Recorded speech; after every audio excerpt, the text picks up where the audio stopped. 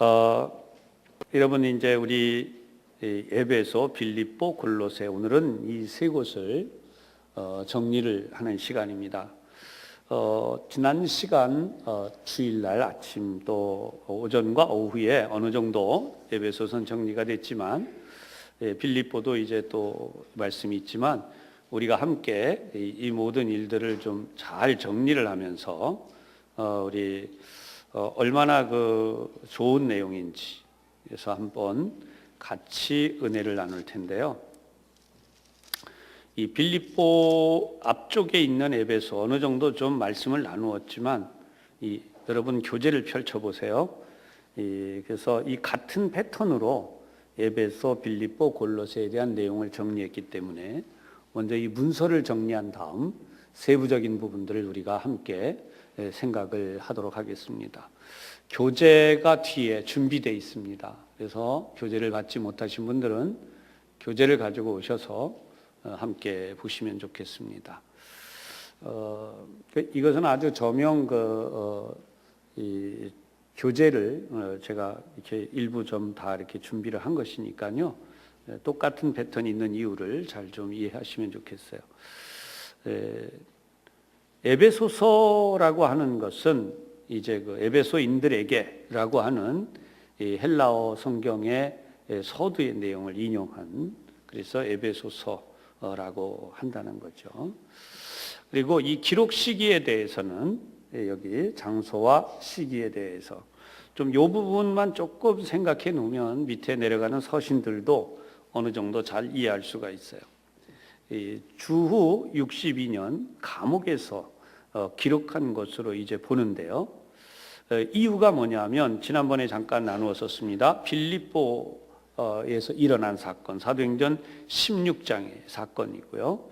또 가이사랴, 사도행전 24장에 있는 내용, 또 로마, 사도행전 28장 이렇게 해서 바울은 무려 3번 감옥에 갇힌 내용이 우리가 성경을 통해서 이제 알게 된다는 거죠. 근데 여기에서 이제 이해되는 것은 빌립보 감옥에 들어갔던 일은 이제 대충 하루 아니면 그 이틀 정도 그 정도로 이제 이해를 한다는 겁니다.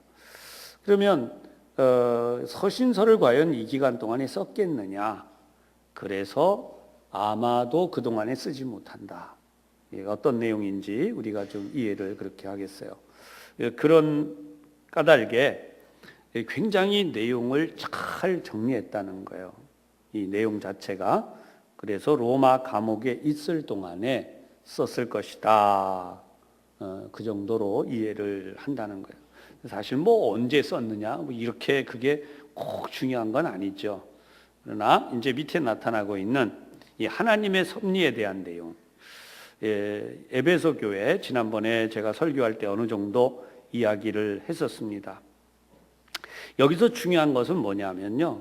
하나님께서 하늘에 신령한 복을 주셨다는 거죠. 그래서 여러분 1쪽 맨 아래 패러그래프를 보면 바울은 에베소 교인들을 향해 그들이 하나님으로부터 택함을 받았고 또 그 다음에 하나님의 자녀가 되었고 그 다음 하늘의 모든 신령한 복을 받는 바로 그런 존재가 되었다.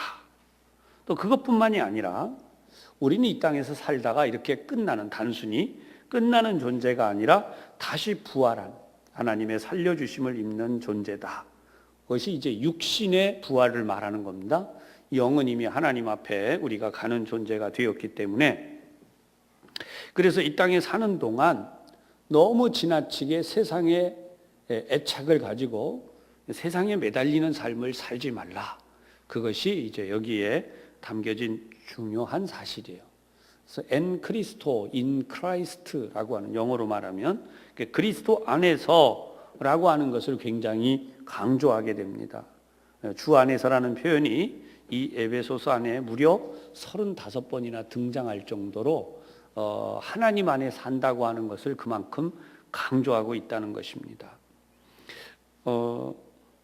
여러분 참 원치 않는 안타까운 뉴스가 어제 오늘 계속 나오고 있죠. 유명한 연예인이 교통사고로 세상을 떠난 한 사람의 죽음이 또 이렇게 큰 어떤 반향을 일으키는 것도 쉬운 일은 아니에요. 이렇게 놓고 보면 한 사람의 영향력이 굉장히 크다는 사실이죠. 얼마만큼 우리가 그런 부분들에 대해서 받아들이냐. 근데 뭐 그런 얘기들이 제일 많죠. 뭐 좋은데 갔기를 바란다. 뭐 너무 안타깝다. 다 같은 마음이에요. 그러나 여러분 더 중요한 게 있어요. 저는 늘 항상 예수를 믿었다면 정말 좋았겠다. 늘 항상 마음에 가지는 거예요. 왜 더 많이 복음이 전해져야 하는데? 여러분 예수 믿는 사람들이 얼마나 많습니까? 지금도. 언젠가 이렇게 리본 같은 걸 만들어서 달군 사람들이 있던 것처럼 예수 믿는 사람들이 예수 믿읍시다. 이렇게 해가지고 좀 붙이고 다니면 어떻게 될까? 여러분 어떻습니까? 앞에 있는 사람에게도 긴 말 필요 없이 여기다 예수 믿읍시다. 나 이렇게 붙여가지고 빙긋이 웃으면 상대방이 이 예수 믿으라는 말을 하는 거구나 알 수 있잖아요. 그죠? 이게 유행처럼 잘 가주면 좋은데 이 자체가 그렇게 자랑스럽게 가주지 못하는 우리의 현실. 참 어렵고 힘든 이야기예요. 그러니까 여러분 잊지 마십시오. 하나님을 중심으로 자랑스럽게 살아가려고 하는 이들이 정말 많이 있어요. 오늘 이 자리는 여러분 가운데도 정말 하나님을 전하고 하나님을 중심으로 살고 내가 그렇게 그 복을 받으려고 하는 그런 삶이 분명히 있다는 사실을 압니다. 그래서 여러분 꼭 그렇게 사시기를 다시 한번 용기를 내시기를 바랍니다. 오늘 여기 나와 있는 이 부분, 하나님의 어떤 그 계획을 우리가 좀 알아야 되겠는데 이게 뭐냐면 하나님께서 우리에게 주시는 신령한 복이 이 땅에서도 우리가 누릴 수 있는 복이라는 거예요. 하늘에만 신령한 게 있는 게 아니라 어디에도 있다고요? 이 땅에도 있어요. 그래서 오늘도 우리는 하나님의 사랑과 은혜로 계속 살아가야 되는 거죠. 다음 이제 우리 에베소서를 넘어서서 이제 빌립보로 넘어가겠습니다. 여러분 빌립보 내용 이것도 역시 빌립보인들에게 그래서 이 프로스 뭐뭐에게라는 뜻이에요. 필리페시우스라고 하는 이 단어로 시작을 하기 때문에 빌립보서다라고 하는 빌립보의 별칭이 있었습니다. 그게 뭐냐면 로마라고 불렸어요. 왜 그랬나? 그만큼 여기가 아주 교통이나 또 여러 가지 문화적으로나 환경적으로 중요할 뿐만 아니라 소로마로 불리울 만큼 전략적이고 교통의 요충지였다. 그래서 바울은 2차 선교 여행 때 그 유명한 빌립보 교회를 세우게 되죠. 여러분 여러 차례 말씀드렸기 때문에 빌립보 교회가 세워졌던 이야기를 또 반복하지 않겠습니다. 여기도 역시 그 기록 시기에 대한 이야기가 나옵니다. 위에도 마찬가지지만 에베소 감옥설에 대해서 뭐 여러 가지 이야기가 있었다. 그래서 그러나 빌립보 감옥에도 역시 앞에 위에서 설명한 내용이 똑같은 내용 좀 들어가 있어요. 그래서 이게 좀 금방 풀려났기 때문에 아니다. 그러면 결국은 더 후대에 기록되어졌다라고 해서 옥중 생활 말기 로마에 있었던 시절 또 그 부분으로 또 역시 이야기가 집중되게 됩니다. 자, 하나님의 섭리는 어떤 것이 있을까? 여기에는 어떤 내용을 담아놓고 있을까? 여기서 중요한 게 뭐냐면요. 예수 그리스도의 성육신이에요. 이 에베소에는 하나님께서 교회를 세우시는 그래서 성도들이 하나의 교회가 되어간다라고 하는 중요한 점을 강조했다면은 오늘 이 갈라디아서 지난번에 나왔던 내용을 보면은 뭐 하늘에서 내려온 천사라도 뭐 하나님의 복음 다른 것을 가져오면 뭐 저주를 받아라 뭐 이렇게 강조할 정도로 거기에 대해서는 십자가 복음 그래서 굉장히 강조했죠. 근데 이 빌립보도 역시 마찬가지예요. 빌립보에 나타난 것은 십자가의 고난이 굉장히 부각됩니다. 계속해서 여기 나와 있듯이 십자가의 고난과 죽음에 관한 이런 내용들에 대해서 예수님의 죽음이 도대체 뭐냐라고 하는 거예요. 여러분, 우리가 예수 믿잖아요. 근데 우리가 흔히 이야기합니다. 아, 예수 믿는 사람 잘 돼야 돼. 당연히 잘 돼야죠. 근데 이게 오해되어지는 일이 있어요. 예수 믿는 사람이 잘 된다 그러면 100이면 100 전부 다 부자가 돼야 돼요. 안 그렇습니까? 세상에서 이야기할 때 예수 믿는 사람은, 우리 교회 성도가 지금 여기 자리에 많이 나와 계시는데 그냥 딱 잘라서 이야기하면 이렇게 말할 수 있어요. 예수 믿은 지 10년 되면 집이 한 채 생기고, 예수 믿은 지 20년 되면 집이 2채 생기고, 너무 좋지 않으세요? 예수 믿은 지 30년 되면 집이 3채 생기고, 뭐 이런 식으로. 그러면 예수 믿은 지 70년 되면 집이 몇 채 생겨야 돼요? 7채. 기분 좋습니다. 뭐 100세 되면 최소한 10채 뭐 이렇게. 좀 이러면 얼마나 좋겠어요. 그죠? 그냥 쉽게 설명해서. 근데 여러분 알지만 예수 믿은 지 70년, 80년이 돼도 집 한 채도 없는 분이 있어요. 근데 그런 분을 놓고 예수 믿으면 복 받습니다, 이렇게 설교할 경우에 맞을 수도 있고 안 맞을 수도 있어요. 예를 들어서 집을 기준으로, 집 한 채도 없어, 그런 기준으로 보면 이분은 복을 못 받은 거예요. 그렇지 않습니까? 하지만 우리가 기준이 그게 아니라는 거예요. 왜냐하면 이 세상에 집이 여러 채가 있으면 뭐합니까? 중요한 건 하나님 앞에 제대로 믿음으로 살지 못하면 아무리 많은 걸 가져도 소용없다는 거예요. 뒤에 골로새서에도 이제 설명할 부분이 있지만, 그래서 우리는 이런 부분을 좀 벗어나는 탈물질적인, 그래서 본질적인 신앙생활의 의미를 십자가에서 찾으려고 노력하는 거죠. 그러면 여기서 가장 중요한 게 예수님이 왜 이 땅에 오셨나라고 하는 사실, 복음서에 나오고 있는 그 부분입니다. 여러분, 왜 예수님이 이 땅에 오셨어요?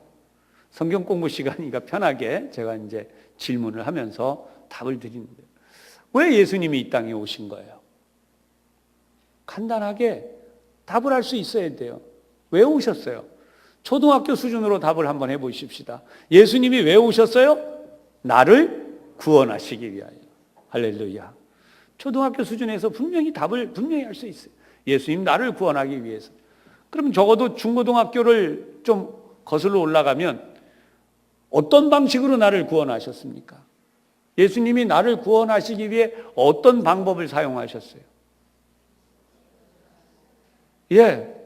정확하게 이야기하고 계신 거예요. 좀 자신 있게 이야기하세요. 육신을 입으시고, 아멘? 육신을 입으시고, 이 땅에 오시는데 육신을 입으시고 십자가에 달려 죽으셔서 우리의 죄를 다 사하심으로 우리를 구원하셨습니다. 그걸 뭐라고 얘기해요? 예수님이 완전한 제물이 되신 거죠. 그죠? 단 한 번 그 몸으로 완전한 제물이 되셨다는 거예요. 그러니까 그냥 통틀어서 예수 믿으면 복 받습니다 라고 하는 식의 이야기를 하지 못하는 이유는, 아까 말씀드린 대로 예수를 믿은 지 여러 해가 됐는데도 뭐 집 한 채 없으면 저 사람은 복 못 받은 사람이냐? 그거는 아니라는 거예요. 그러니까 예수를 잘 믿는다는 것은 뭐 집이 뭐 몇 채가 됐다, 뭐 자녀들이 어떻게 됐다, 또 뭐 이런 세상의 물질적인 이야기만을 기준으로 하면 곤란하다는 거예요. 그런 경우도 있어요. 하나님이 당연히 복 주시죠. 저는 지난번에 지난 수요일에도 분명히 말씀을 드렸지만, 물질에 의한 하나님의 복을 받은 것을 무시하면 안 돼요. 그것도 복 받은 거예요. 그런데 그렇게 복을 받으려면 가장 중요한 부분은 뭐예요? 여기 그릇이 있어요. 이 그릇에 물을 붓잖아요. 이 물을 하나님의 복이라고 가정해 봅시다. 뭐 요만한 그릇, 요거 절반이면 물이 절반밖에 안 담기겠죠.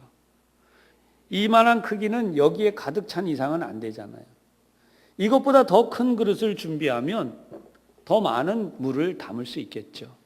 하나님의 복을 그렇게 물질적으로 비유한다면 그렇게 비유해 볼 수 있어요. 그런데 여기에 적어도 우리가 청년, 대학생 정도, 그리고 이 자리는 그 이상 되시는 분들이니까 그 정도로 한번 이야기할 때, 자, 이 그릇에 담겨진 복이 있어요. 뭐 옆에 있는 화분보다도 더 큰 그릇을 준비했어요. 저기에 담겨진 물을 복으로 비유한다면, 여러분 저기에 어떤 깨끗한 물이면 참 좋겠는데 저 안에 그릇이 더러워서 담아놓은 것이 시간이 지나면서 오염되기 시작했어요. 그러면 그 복이 가치가 있어요, 없어요? 당연히 가치가 없어요. 거기에 만약에 독극물이 조금이라도 들어갔다, 그러면 그거는 글자 그대로 독이 되는 거죠. 그만큼 신앙이라고 하는 것은 이 순결함, 거룩함이 요구되어진다는 거예요. 우리 이런 신앙과 거룩함을 유지하지 못한다면 의미가 없는 거예요. 예수 그리스도의 구원이 우리에게서 이렇게 지켜져 가야 된다.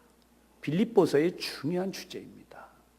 여러분, 오늘도 우리가 예수 믿고 이 자리에 모였어요. 세상 사람들이 볼 때에는 어찌하든지 질서정연하게 우리가 예배드리고 찬송하고 기도하고 또 세상의 어떤 환경 속에도 믿음을 가지고 정말 요동하지 아니하고 살아가면 그 자체로도 대단한 겁니다. 그런데 문제는 우리 자신이 신앙에 대한 본질적인 확실함이 없다면, 내가 깨끗한 그릇이요, 하나님이 나에게 주신 은혜와 복이 깨끗하게 잘 유지가 되지 않고 이게 오염이 되어버렸어요. 그럼 어떻게 되겠습니까? 하나님의 복은 더 이상 나에게 그 복이 아니라는 거예요. 좀 복잡하게 다시 설명해 드리면, 어떤 분은 집이 3채면 좋아요. 집이 5채, 6채가 되는 순간에 어떤 일이 일어났나? 그 집이 늘어난 것 때문에 믿음이 어떻게 돼요? 부패하고 타락해진다면 차라리 그분은 어떻게 하는 게 좋아요? 그냥 한 3채쯤 있는 게 좋다는 거예요. 그거보다 넘어가면 안 되는 거예요. 이걸 또 물량적으로 설명해 드렸다고 오해하시면 안 돼요. 나는 집이 한 채도 없는데 그럼 난 뭐야? 또 이렇게 가시면 절대 안 되고요.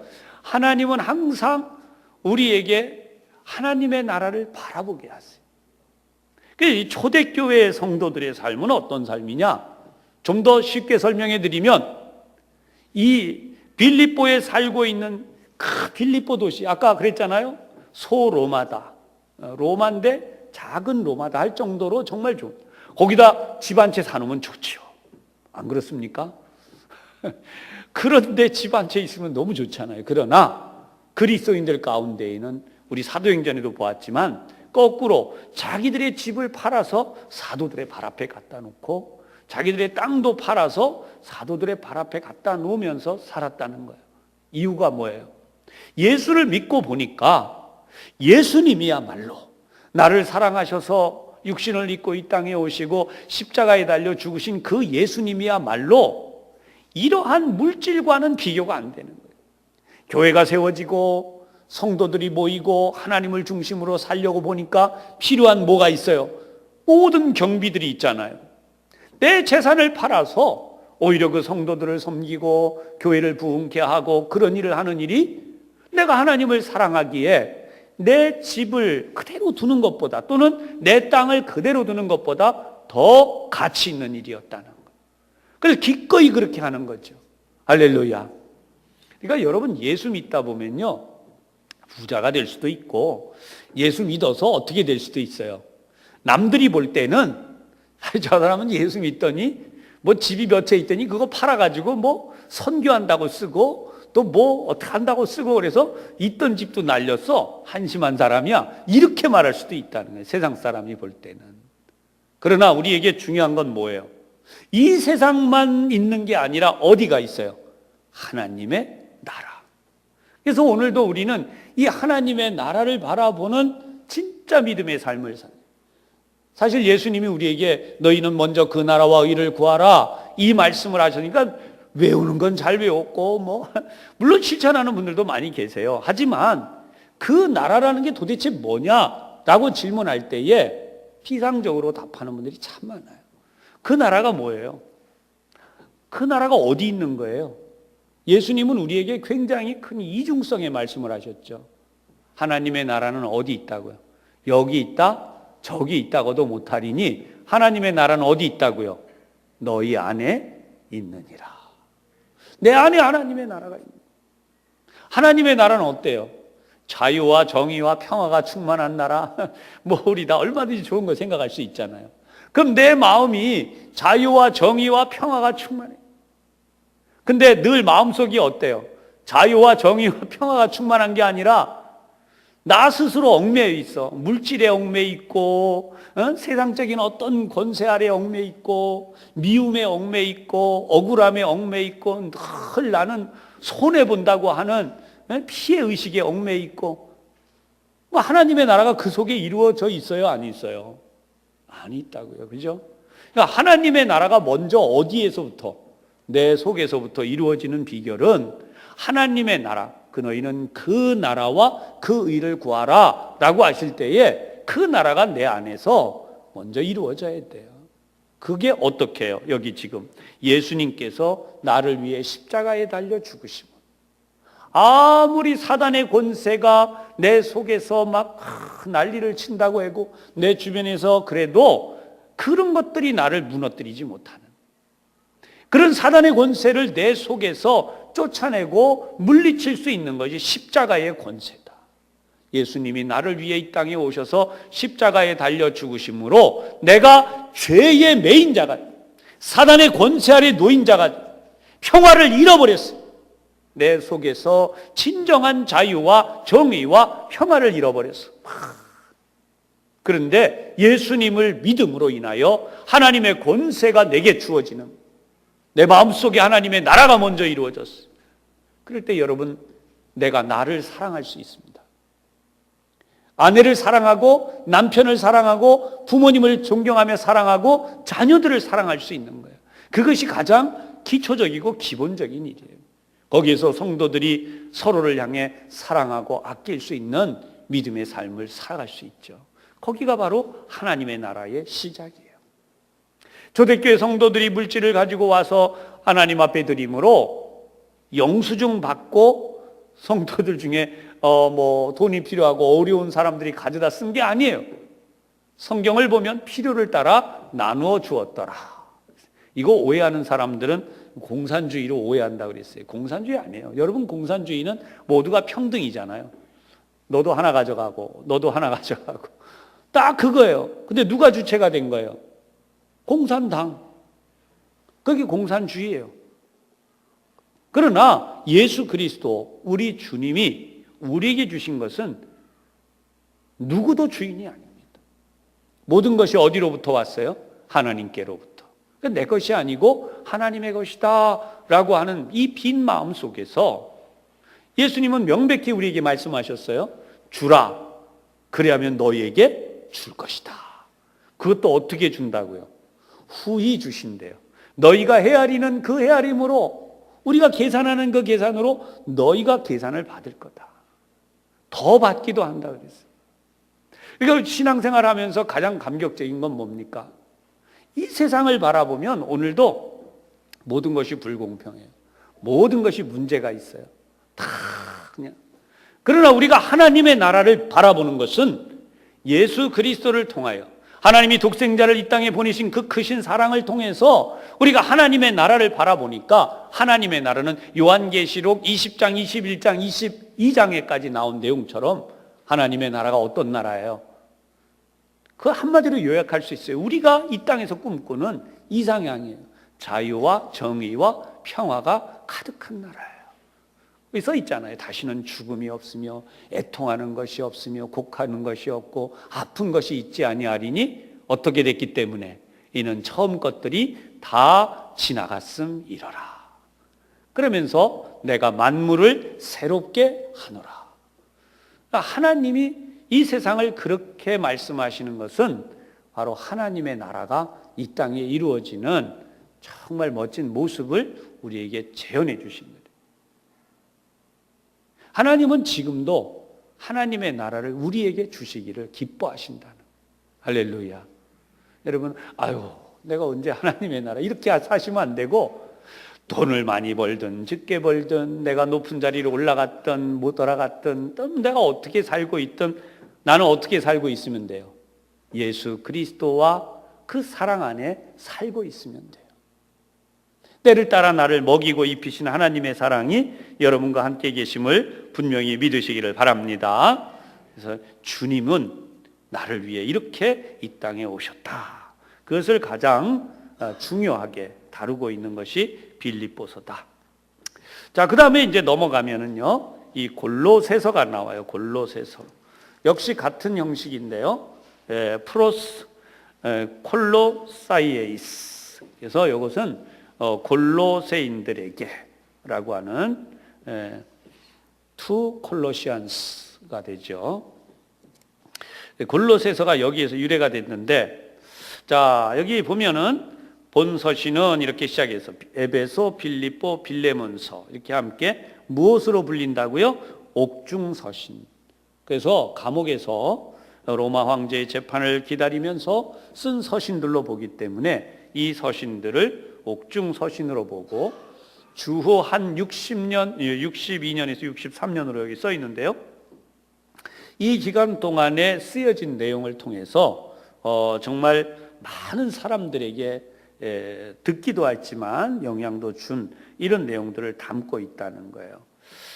대부분 이제 에베소와 빌립보 뭐 이런 데는 전부 다 많은 지식을 또 우리가 습득할 기회가 있었지만 이 골로새서는 조금 좀 어떻게 보면은 잘 듣지 못했던 내용들이 있어요. 근데 우리가 알아야 되는 것이 있습니다. 여기 지금 골로새서의 배경 또 이렇게 나온 내용을 보면요. 중간 부분을 이렇게 가보면 여기에 이단 사상, 그 다음에 그 철학들이 성행하였다. 삼쪽 밑에 패러그래프에서 두 번째로 올라가서 중간 부분이죠. 수리아의 안티오쿠스 3세가 이곳에 유대인을 강제로 이주시켜서 유대인들의 영향력이 강하게 되었는데, 그런데 여기에는 바울의 제자인 동시에 동역자였던 에브아브라라고 하는 사람에 의해서 설립된 것으로 추정하는 거예요. 확정은 하기 어렵습니다. 하나님의 나라에 가서 확인할 수 있는 부분이죠. 우린 근데 이 부분이 중요한 게 아니에요. 언제나 말씀드리지만 거기에 어떤 배경이 있다. 언제나 우리 그거 알고, 그 다음에 그래서 하나님이 거기에 어떤 역사를 하셨다. 이제 우리 여기 부천 지역이 어떤 지역이다. 우리 부천 산성교회 제가 이제 담임 목회자로서 지금 이만큼 오면서만 저는 그렇게 말할 수 있어요. 여기는 어떤 지역이다. 지금도 어떤 환경에 있다. 그런데 하나님이 어떻게 역사하고 계시다. 이해하실 수 있죠? 그러니까 성경은 항상 그런 내용으로 흘러가는 것이 좋다는 거예요. 우리가 좀 잘 이해하는 게 좋아요. 여기도 지금 보면 이단 사상, 그 다음에 이 헬라 철학, 뭐 이런 철학들이 아주 판을 치고 있었어요. 그런데 여기 그 다음에 하나님의 섭리, 나타난 이 하나님의 섭리 부분을 잘 보면 동서문물이 교차하는 지역이다. 동쪽과 서쪽 굉장히 풍부하고 좋죠. 나쁜 점이 있죠. 뭐예요? 굉장히 혼란스러워져요. 그래서 여기에 어떤 일들이 일어나느냐? 천사 숭배, 그 다음에 심지어 금욕주의라고 하는 것은 뭐냐면 물질주의를 배격하자는 거예요. 전에 한번 설명해 드렸지만 여러분, 영지주의가 왜 이단 중에서 무서운 거였냐면 예수님이 육신을 입고 이 땅에 오셨다. 그거는 우리가 왜 그랬어요? 예수님이 육신을 입고 오셔야 십자가에 달려 우리의 죄를 사해서 죽으시는데 진짜로 죽는 거잖아요. 그죠? 육신을 입지 않고 오시면 뭐예요? 그걸 가현설이라 그래요. 가짜로 나타났어요, 예수님. 그냥 눈으로 영적으로 보여지는 의미로. 그러면 가짜로 나타나서 죽었으면 그게 무슨 진짜 죄를 대속하는 사건이에요. 근데 여기 나오고 있는 이 영지주의, 물질주의의 가장 위협적인 건 뭐냐면 물질은 어떻다고요? 악하다는 거예요. 형이 상학, 철학에서 들어본 말씀이죠. 형이 하학. 그래서 형상을 가지고 있는 위의 것과 형상을 가지고 있는 아래 것. 그랬을 때 형상을 가지고 있는 것들은 적급한 거예요. 악한 거예요. 근데 정신세계, 그보다 더 위쪽에 있는 것은 대단한 거예요. 그러니까 예수님이 육신을 입고 왔다는 거는 고급해요, 적급해요? 당연히 적급한 거죠. 그 예수님이 육신을 입고 왔다는데 그게 뭐 대단해요. 차라리 뭐가 더 나아요? 가연설이라고 불리우는 하나님이 영적으로 나타나셨다. 이 시대 사람들에게. 정신적인 거네. 아주 고상한 거네. 높은 거네. 그러니까 거기에 빠지게 되는 거예요. 여러분, 그것은 지금도 마찬가지죠. 지금도 그런 생각들을 많이 해요. 물질적인 것보다 정신적인 것이 더 위대하다. 그래서 그런 이야기를 하는데, 그것은 어디까지나 구속사라고 하는 예수 그리스도의 구속에 의한 부분들을 보면 굉장히 위험한 사상. 그래서 그것을 경계하고 어떻게 하기를 원하느냐? 이제 이 혼합주의적 특성을 물리치려는 거예요. 제가 한번 물어보십시다. 여러분들이 본의 아니게 여기 이제 앞에 나가면 빨간 깃발, 하얀 깃발이 있는 집을 지나가게 됐어요. 그 집을 지나가면서 그 집 앞을 지나가는데 무의식 중에 지나갈 수도 있죠. 그죠? 예.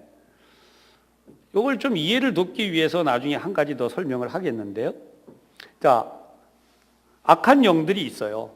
실제로 존재해요. 그죠? 악한 영들이 존재하고 있어요. 요즘 드라마도 그런 거 나오더라고요. 죽은 사람이 나타나가지고 뭘 어떻게 해주고 또 뭘 밝혀주고 이런 얘기들 나오고 그러는데, 여러분, 그 어떤 깃발 단 사람들이 마가 꼈다, 안 좋은 뭐가 있다, 막 이렇게 하면 거기에 사람들이 또 마음이 가는 거죠. 예수 믿는 사람이에요. 그 골목을 지나가야 돼요. 만약에 예수 믿는 우리가 그 골목을 지나가야 돼요.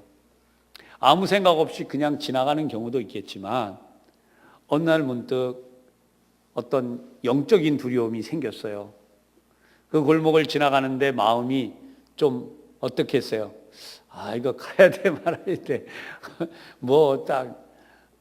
여러분, 그때 어떻게 해야 됩니까? 우리 예수 믿는 사람들은 그때 어떻게 해야 돼요? 예수님의 권세를 의지하고, 그렇죠? 네. 이 세상의 모든 만물을 창조하신 하나님, 주님의 십자가의 그 공로는 우리를 모든 사단의 죄로부터, 그 권세로부터 우리를 자유케 하실 뿐만 아니라 보호하시기에 능하시다. 할렐루야. 여러분, 이게 믿음이고, 이것이 오늘 우리가 성경 빌립보서도 물론이지만 골로새서에도 나타나고 있는 중요한 믿음의 신앙이에요. 그러니까 우리가 마음속으로 좀 그런 의식이 있을 수는 있지만 예수 그리스도의 이름으로, 주님의 그 십자가 보혈의 공로로 나를 하나님이 보호해 주시옵소서. 믿음의 기도를 하고 담대히 지나다닐 수 있어요. 그러다 여러분이 다시 한번 하나님의 은혜가 충만해지면 어느 날 뭐 할 수 있어요? 똑똑똑 두드리고, 실례지만 우리 예수 믿읍시다. 할렐루야. 그 이야기를 할 수 있어요. 제가 신학교 다닐 때 실제로 있었던 이야기, 여러분들이 몇 번도 말씀을 드렸지만, 이 사람이 예수를 믿지 않고 우상 숭배를 하던 자였고, 그 다음에 심지어 점을 치는 자였어요. 그러나 그렇게 전도해 오는 사람을 몇 번 무시하다가 마침내 어떻게 됐다고요? 예수 믿게 된 거예요. 여러분, 이 나라에는 처음부터 이 땅에 우리 조선 말기 처음부터 예수 믿었던 사람이 이렇게 많지 않았어요. 무당들이 회개하고 예수 믿은 경우가 정말 많습니다. 여러분, 평양 대부흥 사건에서 그런 일들이 많았고, 우리 언도우드 목사님 앞에서도 그런 일들이 많았고, 지난번에 제가 말씀드렸던 이기풍 우리 목사님, 우리나라 최초의 선교사로 부르는 그 이기풍 목사님이 기도할 때에 그런 귀신 들려서 막 그런 신접한 일을 하던 사람들이 귀신이 떠나가고 정신이 맑아지고 깨끗해져서 하나님을 중심으로 살게 된 일들도 많이 있어요. 오늘 그리스도인들이 이런 영적 지식이 모자라면 안 됩니다. 오늘 하나님 안에서 여러분들이 영적인 지식을 풍성하게 회복하시기를 바랍니다. 우리나라에만 이런 게 있는 게 아니라 어디에도 있다고요. 여러분, 유럽에도 있고요, 지중해에도 있고, 지금 여기 성경에 등장하고 있는 이 소아시아 지역에도 그런 일들이 많았어요. 그래서 언제나 요만한 부적 같은, 부적이라고 우리는 말하지만 이렇게 붙이는 그런 게 아니라 여기는 조그맣게 뭘 모양을 만들어 가지고 이걸 가지고 다니는 거예요. 여러분, 예수 믿는데 혹 십자가를 목에다 걸었어요. 어디까지나 이것은 내가 예수 믿는 신앙의 고백이면 좋게요. 근데 이 십자가의 의미를 더 많이 부여하는 거예요. 이 십자가의 권능이 있다고 믿는 거죠. 십자가 목걸이를 하고. 믿음이 없는 경우엔 그렇게라도 해서 믿음이 시작되면 좋아요. 근데 이게 어디까지나 내 목에 십자가 목걸이를 걸었더니 이 십자가 목걸이에 능력이 있어, 항상. 그래서 어디 가면 십자가 목걸이를 탁 들고 쫙 비추면 어떻게 돼요? 그러면 앞에 있는 어둠의 세력이라고 불리는 사단이 그냥 사단의 권세, 더러운 영들이 막 다 도망가요. 좋아요. 그런 믿음 가진 건 나쁘지 않아요. 그런데 어느 날 십자가 목걸이를 잃어버렸어. 복잡한 지하철이나 복잡한 버스 안에서 막 이러고 나왔는데 십자가 목걸이가 없어졌어요. 그러면 어떻게 돼요? 이거 없어진 순간 나는 무방비가 되는 거예요? 이 어둠의 영들이 지금 이쪽에 어마어마한데 내가 저기를 못 뚫고 가는 거예요? 그런 거 전혀 아니잖아요. 우리의 신앙은 결국은 하나님이 우리를 향하신 사랑 안에 있는 거예요. 할렐루야. 하나님이 우리를 사랑하신 사랑. 그래서 여기 지금 여러분 보시면 4쪽으로 넘어가서 이렇게 나오죠. 그래서 바울은 두 번째 줄, 바울은 이들을 향해 그리스도는 본질상 하나님이시며 만물의 창조자요 또 만물을 보존하시는 이심을 역설하였다. 하나님의 아들은 이 땅에 오실 때에 육신을 입고 오셨을 때 그는 여전히 하나님이시죠. 그리고 그분이 가지고 있는 권세는 무한해요. 그분은 이 세상의 모든 것들을 보존하는 분이에요. 그러면 여러분, 누구도 보존해 주세요? 나도, 여러분들도 보존해 주시는. 할렐루야. 머리털 하나 상치 않게. 우리가 기도하잖아요. 하나님 우리를 지켜주옵소서. 머리털 하나 상치 않게 지켜주옵소서. 저는 이렇게 말씀드리고 싶어요. 그렇게 기도했는데 어떤 분은 90이 넘고 100세가 넘어서 가신 분이 있는가. 어떤 분은 80 후반에 혹시 하나님의 부름을 받아 갔다고 합시다. 그러면 그분은 하나님의 보호하심을 못 받아서 간 건가요? 그럴까요? 절대 아니에요. 하나님은 때가 돼서 하나님이 데려가신다는 거예요. 우리 한번 믿음의 고백을 하십시다. 하나님께서는 하나님을 잘 믿는 자를 완전하게 지키십니다. 이 세상 사는 동안에도 잘 지켜주시고 하나님이 정하신 때까지 잘 살게 하여 주셨다가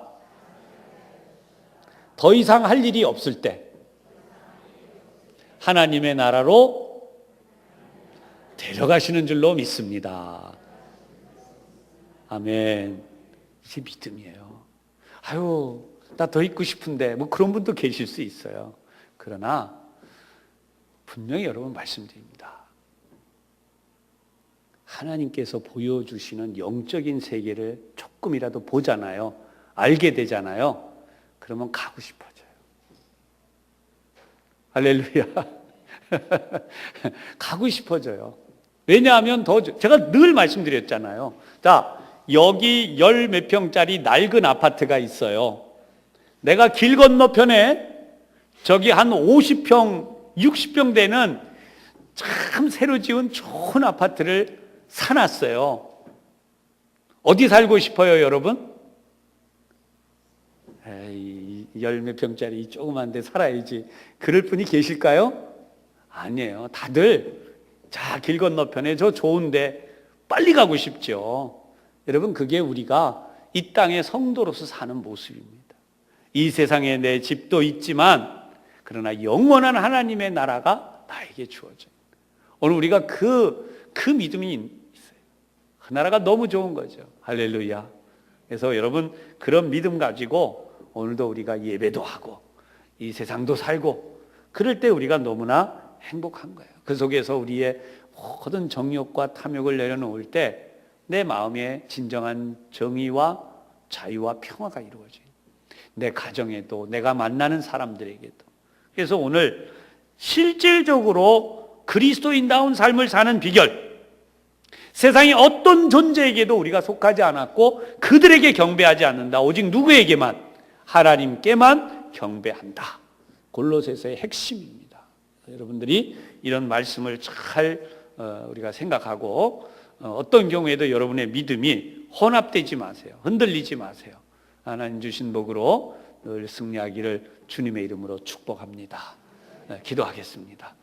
자비하신 하나님 아버지, 하나님은 우리를 지키시고 보호하시되 세상에서도 보호하시고 하나님의 나라의 영원한 복을 우리에게 주시려고 이렇게 독생자 예수님을 보내셔서 세상의 모든 것들 유혹에 빠지지 아니하고 하나님의 거룩하신 은혜 안에 살게 하여 주신 이 말씀을 공부하였습니다.